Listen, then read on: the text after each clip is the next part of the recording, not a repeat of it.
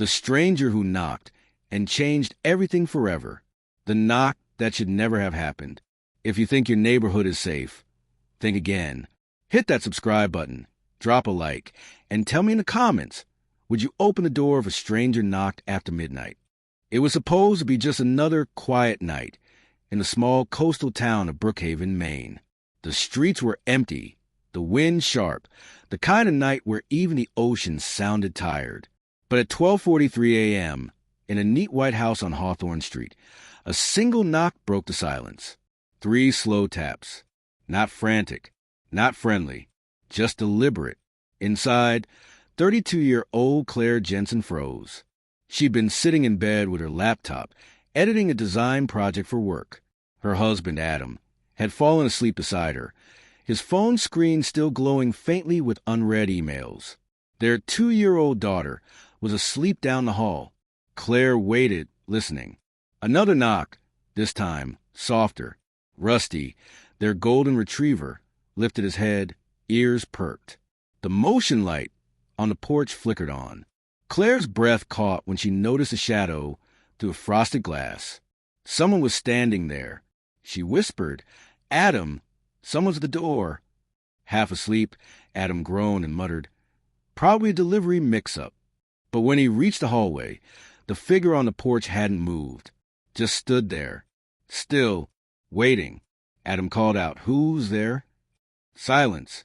Then a faint voice muffled through the glass. "Is Claire home?" Adam frowned. "Who's asking?" The voice came again, slightly louder. "Tell her, I found what she lost."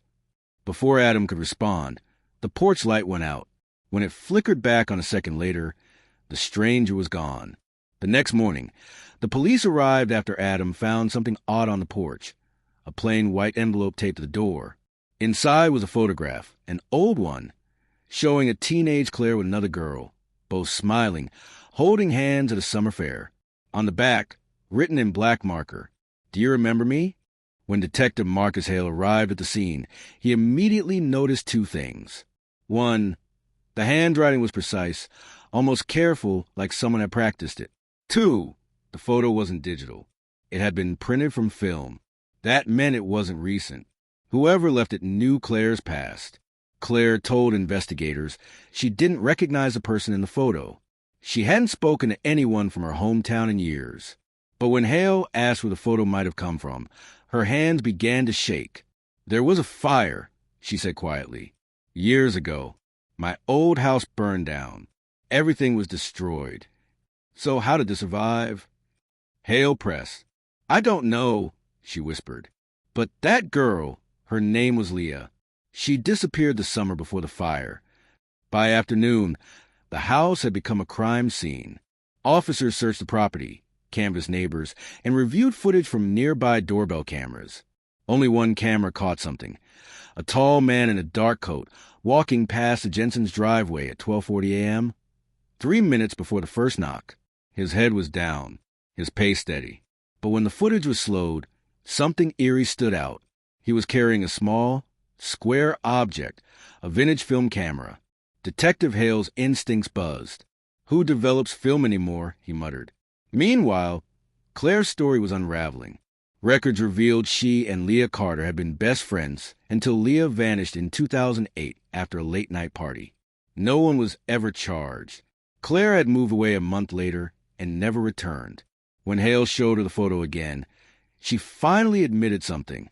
"That picture was taken the night Leah went missing," she said. "But I never had a copy. Only she did."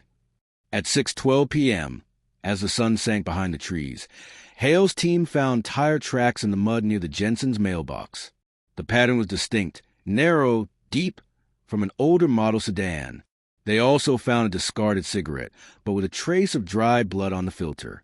DNA testing would take days, but Hale already felt the timeline tightening. Whoever had been there last night might be watching again. That evening, Claire packed a small bag for her daughter. The fear in her voice cracked as she told Hale. He said, "He found what I lost." "What does that mean?" Hale didn't answer. Instead, he stared out the window at the empty street. The fog had rolled in again, swallowing the neighborhood. At 9:47 p.m., Claire's phone buzzed. Unknown number. A single text message. You left her behind. Seconds later, the same knock echoed through the house. 3 slow taps. Adam ran to the door, but when he flung it open, no one was there, only the sound of the wind. Then he looked down. Another envelope lay on the porch. This one was damp from the mist, sealed tightly. Inside was a small burned fragment of fabric, pink with tiny stars. Claire recognized it immediately. It was from Leah's jacket, the one she was wearing the night she disappeared. Detective Hale's phone rang moments later. The forensic team had matched the tire tracks to an abandoned vehicle found 2 blocks away. Inside was a Polaroid camera, an empty roll of film, and a single note left on the dashboard. She's not gone. She's waiting. The handwriting matched the first envelope exactly. And just as Hale turned to warn the Jensens, dispatch radioed in a chilling update. A neighbor security feed, time-stamped 20 minutes earlier, showed a figure standing in the fog outside the Jensens' home, watching from across the street. It wasn't a man this time. It was a woman wearing Claire's missing jacket. The man behind the door. If you think you've seen everything, wait till you hear what comes next, and don't forget to subscribe before the truth disappears. Detective Harris stood in the dimly lit kitchen of the Miller house, staring at the blood-streaked floor tiles. The metallic scent hung thick in the air, mingling with the faint aroma of burnt coffee still on the counter. Every detail screamed ordinary domestic life, except for the overturned chair, the shattered phone, and the ominous trail of muddy boot prints leading straight out the back door. The stranger's prints matched no one in any database. No forced entry. No sign of robbery. Nothing was stolen, except Sarah Miller herself. The husband, Jason Miller, had vanished too, claiming to have been out for a run when the incident occurred. Harris didn't buy it. He'd seen too many husbands who went for a run right before their wives disappeared. But there was something about Jason that didn't fit the usual pattern. He was genuinely terrified, pale, and trembling when he gave a statement. That night, surveillance footage changed everything. From a security camera 3 blocks away, Harris saw a figure, tall, wearing a dark coat, following Sarah's car as she drove home from a grocery store. The same man appeared again in front of the Miller's house 20 minutes later. He didn't break in. He just knocked. Sarah opened the door. Then, nothing. The video cut off. The man vanished into the night. Meanwhile, the town of Fairfield was on edge. Local news dubbed it the Stranger Knock case, and within days, rumors spiraled. Some said it was a serial abductor. Others believed Sarah had staged her own disappearance. Online forums exploded with theories, but none came close to what the detectives were uncovering. Harris dug deeper into Sarah's past and found something chilling. 3 years earlier, she'd filed a restraining order against a man named Marcus Hale, a contractor who had worked on their home renovation. Hale had a record of stalking and harassment, but the case was dropped after he moved states. Now he was back, and he lived only 15 minutes away. Armed with a warrant, Harris and his team raided Hale's small house on the edge of town. Inside, they found walls plastered with photos of women, some cut from magazines, others clearly taken without permission. In the center was a photo of Sarah Miller, smiling in front of her home. Below it, written in marker, she opened the door this time. In Hale's basement, they discovered something worse.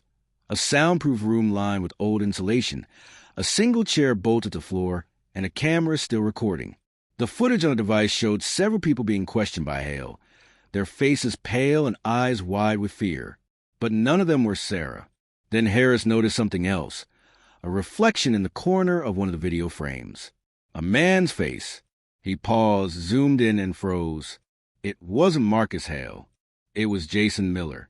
The room fell silent as the detectives exchanged looks. The husband wasn't a terrified victim after all. He was part of whatever was happening. But before they could bring him in, Jason was gone. His car abandoned near the state line. Phone left behind, credit cards untouched, and on the driver's seat, taped to a note, were 5 words written in Sarah's handwriting. Don't open the door again. The realization struck Harris like a blow. Jason hadn't run from the killer. He was running with him. And the worst part? Sarah might still be alive. The final truth. If you think the last part was insane, Wait until you hear how it really ends. Don't forget to subscribe, because this story is about to destroy everything you thought you knew. 3 days after Jason Miller vanished, the town of Fairfield woke to another nightmare. A park ranger found an abandoned cabin deep within the forest, 30 miles north of town. There were tire tracks matching Jason's car, and a faint smell of bleach inside. Detective Harris arrived just as forensics began their sweep. The scene was eerily quiet. No sign of a struggle, no blood, no Sarah.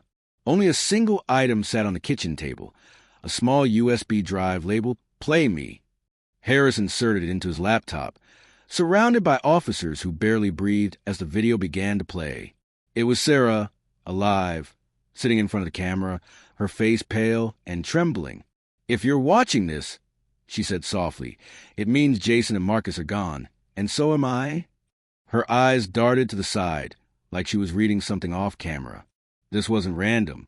None of it was. It started 5 years ago with a lie. The video cut to footage of Jason in a police interview room, a clip from a case file Harris didn't recognize. A younger Jason sat across from detectives, confessing to a hit-and-run accident that had killed a woman in 2019. Her name was Elena Hale, Marcus Hale's sister. The case had been sealed after Jason's powerful employer used money and influence to suppress it. But Marcus had never forgotten. For years, he followed Jason and Sarah, waiting for his chance. Sarah continued on the video, her voice breaking. "I thought I could make it right. I found Marcus last year. I told him everything. He said he forgave Jason. I believed him. I thought the nightmare was over." She wiped away tears. But then he started watching us again, sending messages, knocking on our door. The camera shifted suddenly. Footsteps. The image turned chaotic. Shouts, a struggle, the screen cracking. The last frame froze on a single moment. Jason standing over Marcus's body, blood on his hands, eyes wild. Then darkness. Harris's team immediately issued an alert for Jason Miller. But what came next shocked them all. Later that evening, a 911 call came from a motel 3 towns over. A clerk reported a man fitting Jason's description checking in under a fake name, and moments later, a gunshot. When police entered room 12, they found Jason on the bed, gun in hand, lifeless. On the nightstand was a letter addressed to Detective Harris. Inside, a single line. "I opened the door and the past walked in." But the story didn't end there. 2 weeks after Jason's death, Harris received another envelope. No return address, no fingerprints. Inside was a photo taken just days earlier. It showed a woman sitting on a park bench, wearing sunglasses, holding a newspaper. The caption on the back read, "Sometimes disappearing is the only way to survive." It was Sarah, alive, watching from a distance. Harris stared at the photo for a long time, his pulse pounding. Every instinct screamed to reopen the case, but something told him she didn't want to be found. Maybe justice had already been served in its own twisted way. The file was officially closed as a double death, Jason Miller and Marcus Hale. But in Fairfield, people still whisper about the woman who opened her door to a stranger and vanished without a trace. Some say she escaped. Others believe she's been watching, waiting for someone else to make the same mistake. Because in this story, the stranger was never just outside the door. He was already inside. If that ending made your heart race, just wait for the next one. Hit subscribe, because the next story is even darker.